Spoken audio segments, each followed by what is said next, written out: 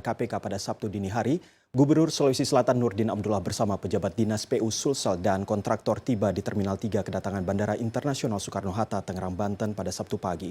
Nurdin langsung dibawa ke gedung KPK untuk menjalani pemeriksaan. Dan untuk mengelaborasinya, kita sudah terhubung lewat Zoom dengan Wakil Koordinator ICW Agus Sunaryanto. Halo, selamat sore Mas Agus. Halo, selamat sore. Mas Agus, ini menarik sekali. Gubernur Nurdin Abdullah dikenal sebagai sosok berprestasi di banyak bidang, bahkan sudah sampai mendapatkan sejumlah penghargaan. Nah, dari kacamata Mas sendiri, seperti apa sebenarnya sosok dari Pak Nurdin Abdullah ini? Ya, selama ini ya memang Pak Nurdin Abdullah sebagai gubernur maupun sebagai bupati, dulu memang dikenal sebagai sosok yang inovatif, sosok yang anti korupsi ya, karena beliau kan beberapa kali cukup banyak mendapatkan award ya, atau penghargaan-penghargaan baik itu dari pemerintah maupun dari organisasi masyarakat gitu.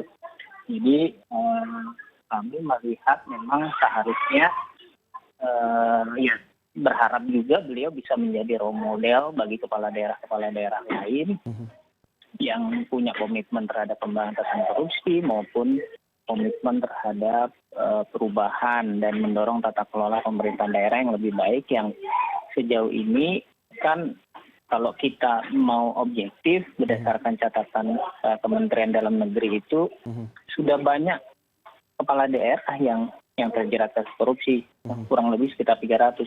Nah sayangnya saat ini beliau justru menjadi salah satu yang dijerat oleh KPK. Ya tentu ini belum ada kepastian ya, karena belum ada expose dari KPK apakah posisi beliau ini sebagai tersangka atau sebagai saksi.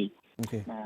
Nah kalau kemudian nanti ditetapkan sebagai tersangka, tentu ini jadi anti klimaks ya buat Pak Nurdin yang selama ini karirnya menurut saya cukup moncer dan image positifnya begitu luar biasa gitu. Tapi berdasarkan informasi yang disampaikan tadi oleh koresponden kami di lapangan menyebutkan bahwa selain sejumlah penghargaan yang didapatkan, tetapi juga ada sejumlah kasus yang melibatkan Pak Nurdin ini. Bagaimana pandangan Anda? Ya memang kalau kita lihat ada beberapa laporan yang disampaikan oleh masyarakat ya ke Komisi Pemberantasan Korupsi, tapi rasanya sih sampai sejauh ini belum ada yang diproses ya. Saya tidak tahu apakah kasus yang dilaporkan oleh masyarakat saat ini adalah kasus yang dilaporkan oleh masyarakat ya. Ya tentunya juga mungkin saja itu, karena kita juga belum tahu kasus seperti apa, apakah kasus perizinan atau kasus jual beli jabatan atau kasus sumber daya alam gitu ya, kita belum tahu gitu. Nah harapannya sih nanti setelah ada expose dari KPK, jelas statusnya sebagai tersangka atau sebagai saksi, masyarakat benar-benar bisa menilai peran dari Pak Nurdin ini sebagai apa ya. Nah kita tentu masih menunggu nih bagaimana kejelasan dari KPK gitu.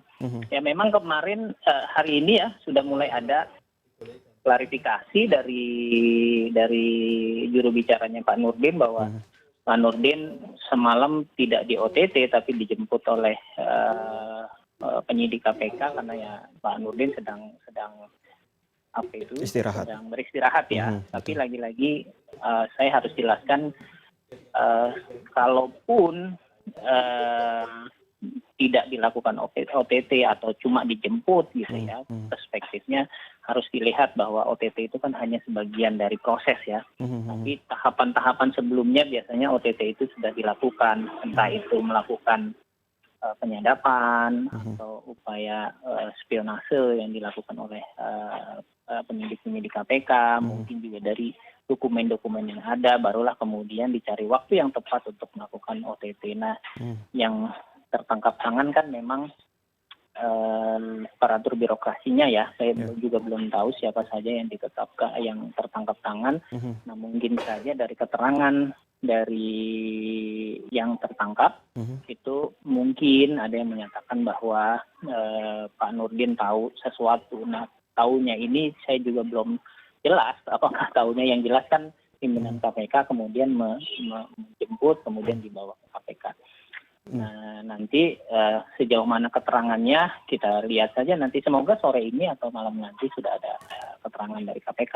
Baik, Mas Agus, ini berbicara soal tadi yang Anda sampaikan bahwa menurut informasi yang disampaikan dari Kementerian Dalam Negeri ada sekitar 300 kepala daerah yang terlibat korupsi dan tentunya ini sebenarnya apa yang terjadi soal pilkada yang kita ketahui bersama bahwa dalam proses tahap pilkada sendiri sebenarnya kan banyak sekali tes yang sangat penting dan juga sangat detail begitu untuk melihat bagaimana track record dari pejabat itu sendiri. Bagaimana menurut Anda? Ya, memang persoalan di kita itu biaya politik dari pilkada itu sangat tinggi gitu ya.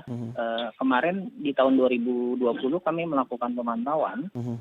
Ternyata dari dana kampanye yang dikontribusikan oleh partai politik atau pihak lain gitu ya di luar para calon itu sangat sedikit gitu.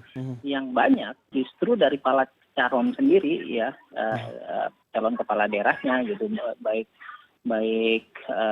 termasuk wakil gubernur, wakil bupati misalnya, itu penyumbang ya calon kepala daerahnya itu sepasang itu menyumbangkan yang paling besar gitu.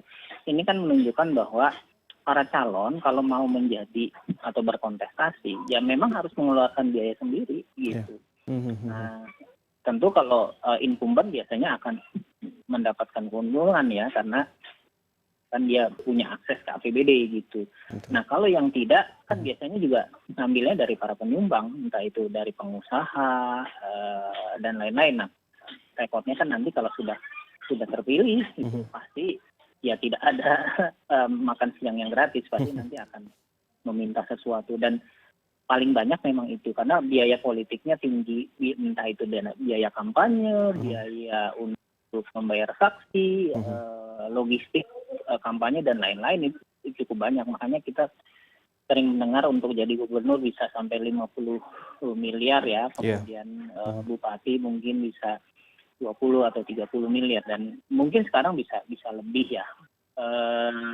Nah ini menurut saya jadi persoalan sebenarnya, dan pada akhirnya itu jadi menjebak para bupati, para kepala daerah untuk bermain-main dalam hal-hal yang seperti korupsi gitu ya, berbagai proyek dan lain-lain. Nah, semoga sih Pak Nurdin yang sejauh ini tidak terlibat gitu ya. Jadi saya juga belum tahu statusnya seperti apa, dan kalaupun terlibat ya ini pastinya akan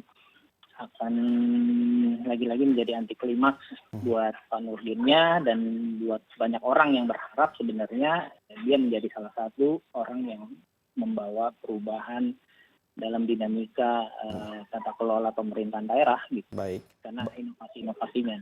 Oke, baik Mas Agus, sama-sama kita menunggu bagaimana konferensi pers yang dilakukan KPK yang menurut sumber kami tadi koresponden kami menyatakan bahwa rencananya malam nanti KPK akan memberikan konferensi pers terkait dengan status dari Pak Nurdin Abdullah. Terima kasih Mas Agus Sunaryanto, Wakil Koordinator ICW.